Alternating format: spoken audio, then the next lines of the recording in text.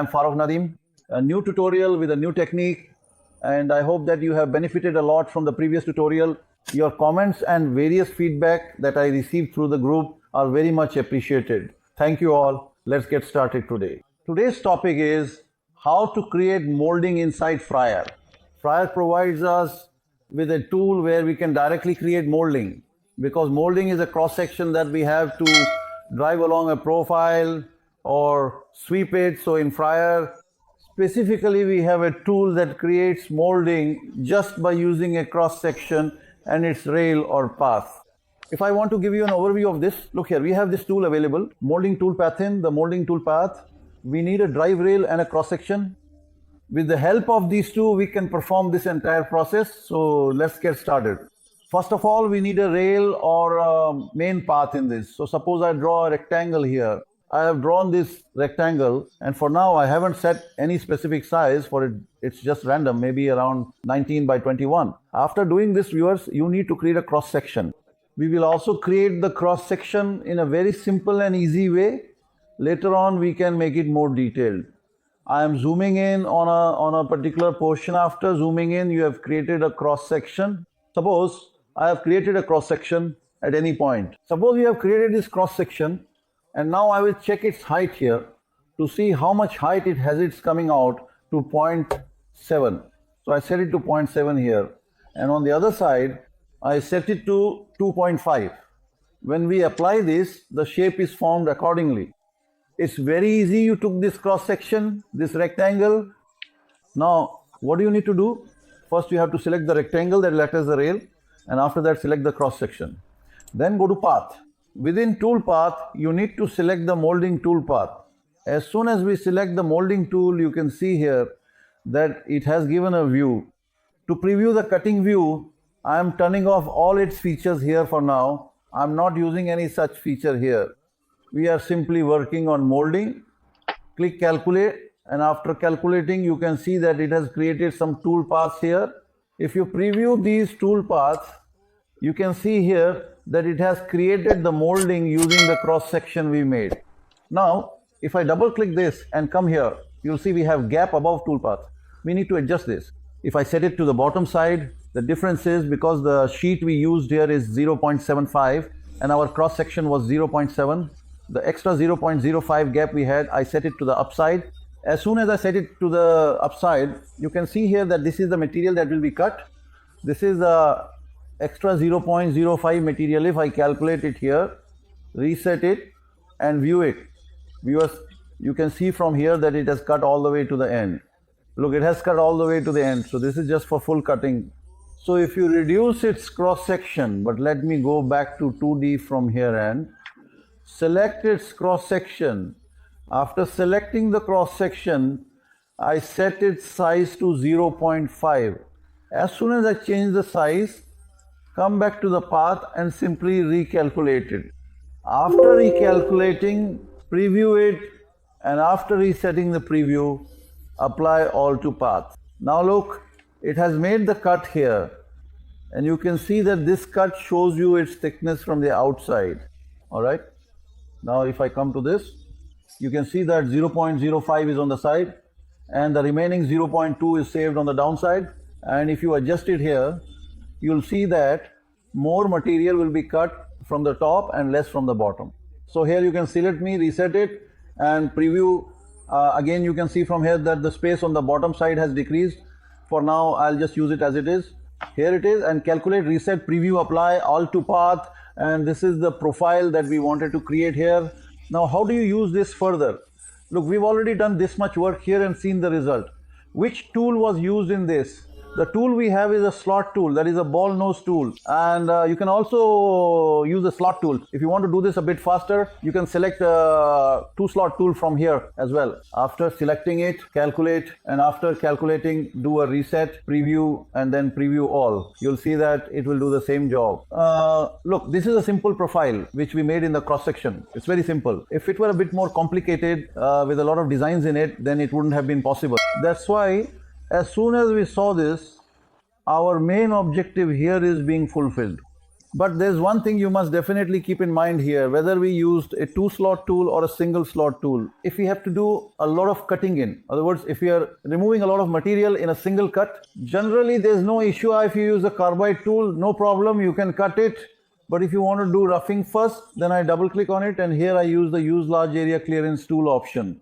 I select it, and here I'm using a 2-slot end mill as the end mill. After using the 2-slot end mill, did you click OK and calculate? Now see, another tool has been added for you. I'll reset it by unchecking, and you can see it here. When I preview the visible tool, you can see that it has done the roughing first, just like we do in 3D. Just like roughing is done in 3D, here as well it performed the roughing first. And after roughing, when we preview all, first it shows the roughing, and then we can see that it finishes it with the ball and mill. So in this way, we got two tools within a single command at the same time. That means you use the profile tool, you use the molding tool, and within the molding tool, you got these two tools at the same time. You can adjust all the settings for each of them separately. For now, you are on these settings, the features that I have shown you. Use the features, and by clicking on them, you can perform the operation. Now, regarding this curve that we see here, if you want to create any design on this curve, you can do so using the floating rule. With the floating tool, you can do very good high quality and detailed designing on it. I'll show you here step by step how that's done.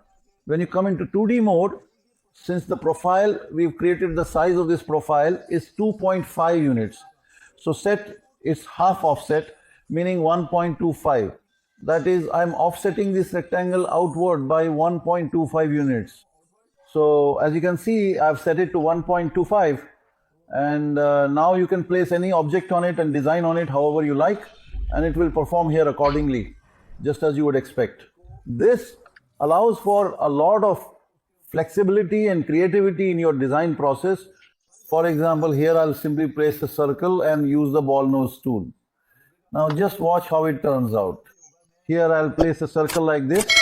I have placed a circle and I'll set its radius to 0.625. I applied it, and after applying, come over here to copy along vector. So here you select this object, and I'm setting the gap between them to 2. Copy it, and see, it's been copied here. If you want to change it a bit, you can do that too. I'll set it to 1.5, apply it, and see, by setting it to 1.5, the roundness is now have improved. Delete this circle from here since it's being repeated on top. The circle is now created. Now, after closing, select these objects you just selected. See, if I select all of them here, one by one while holding shift, I deselect this one and move them to a new layer.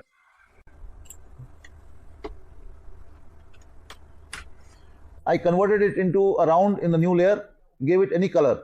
Click OK. After clicking OK, now see, this is a very important thing. After clicking OK, I am simply using the profile tool here. For the profile tool, the selection I made, I am taking the ball nose.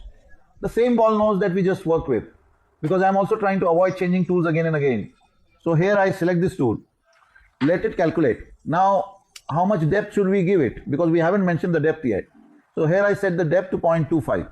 As soon as you set the depth to 0.25 here, check it once. I am turning it on and calculating. We'll set the passes and all later. After resetting, I preview it. See this. Okay, it has made circles on top of it. Now I change it, invert it, set it to inside. After setting it to inside, the depth for now, I set it to 0.15. Calculate, reset, preview. See this? So in this way, you can make any design or anything on top of it.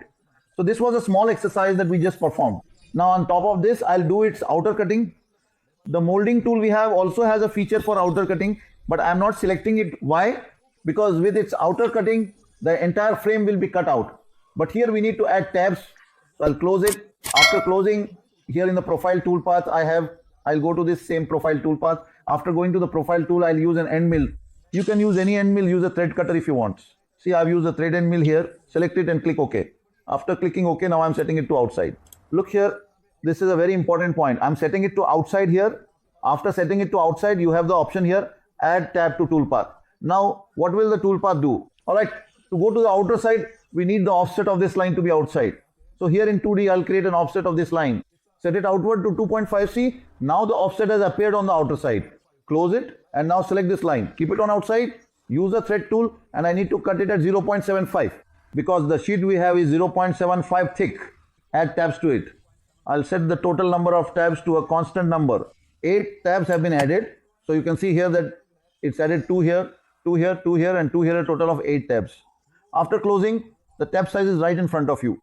I'm calculating it now. As soon as I calculated it, you can see it's added too many passes. We don't need that many passes. So go to edit and increase the pass value. Suppose I set it to 0.75 here. So after setting it to 0.75, click OK and calculate.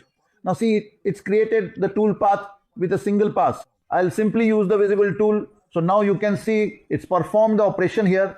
When you cut this piece, obviously there are only 2 ways to hold it. Either you will put some nails or something on the outer side, or if you have a vacuum table, then you don't need to. But if you don't have a vacuum table, then you will hold it from the outside or from the inside by putting nails, etc. Now I want to cut it from the inside. First you did the cutting on the outside. Now for cutting on the inside, instead of using this same profile, I recommend you use a new profile here. In the new profile, set it to inside, use inside, turn on tabs. The way to turn on tabs is the same. I've set it to 8 tabs here again. Add 8 tabs. They've been added. Now in the selection, I deselected this and selected this one. Click on the tab here once. See, the tabs have appeared. Now after selection, calculate it, and you can see here that it has also added these tabs. Perform the visible tool path and see what difference it makes.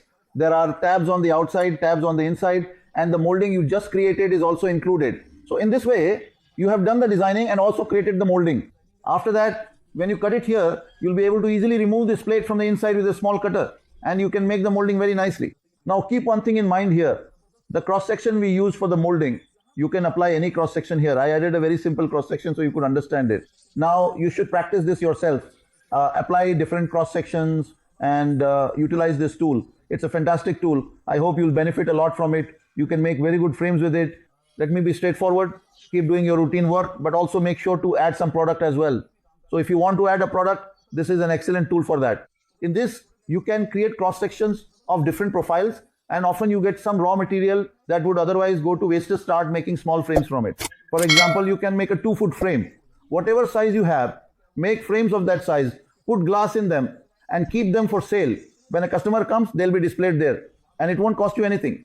Whenever you have time, whenever you're free, make different kinds of frames like this, and you'll be able to sell them very well. With that, allow me to take my leave. Remember me in your prayers. Allah Hafiz.